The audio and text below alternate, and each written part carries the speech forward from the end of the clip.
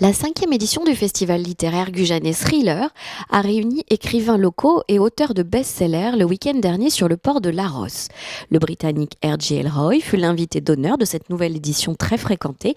Quant au Français Nico Takian, il a raflé le prix des lecteurs pour son dernier thriller, Avalanche Hotel. Ce prix, c'est d'abord une surprise. Parce que effectivement, je ne m'attendais pas du tout à venir ici pour recevoir un prix. Je m'attendais à venir ici pour manger des huîtres principalement. Non, je déconne. Mais voilà, je suis hyper content de l'avoir parce que c'est un prix des lecteurs. Donc ça veut dire que c'est des gens qui ont lu mon livre, ce qui est toujours mieux pour donner un prix. Et puis je suis content d'être là parce que j'étais là cet été aussi, mais en vacances. J'étais au Moulot, donc pas exactement là, mais presque.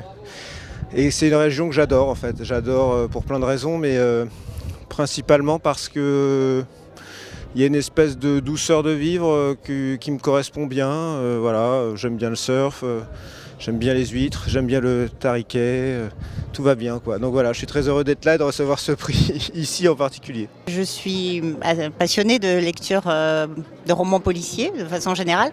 Et il y a 2 ans de cela, la médiathèque a passé un appel à candidature dans la presse pour composer son jury des lecteurs. Et je n'avais pas été retenue la première année, mais la deuxième. Voilà. Donc du coup, c'est avec grand plaisir qu'on a eu cette liste de quelques 20 ouvrages à lire pendant cet été. Voilà, et c'était un vrai bonheur de sauter de l'un à l'autre. Et puis de partir. C'était quand même un marathon littéraire, oui. Moi, c'était pas forcément mon premier choix, mais comme apparemment les dames étaient plus nombreuses et préféraient celui qui a gagné, j'ai été obligé de m'incliner, bien sûr, avec plaisir d'ailleurs. Moi, ce qui m'a plu dans ce livre, c'est que ça mélange, c'est vraiment du thriller, donc il vous tient de la première à la dernière page. Il a une écriture extrêmement fluide, donc ça se lit tout seul. Il suffit d'être bien calé dans son hamac l'été à l'ombre parce qu'il faisait chaud quand même. Et tout se passe dans les montagnes suisses, donc ça rafraîchit, comme le disait Angélique tout à l'heure.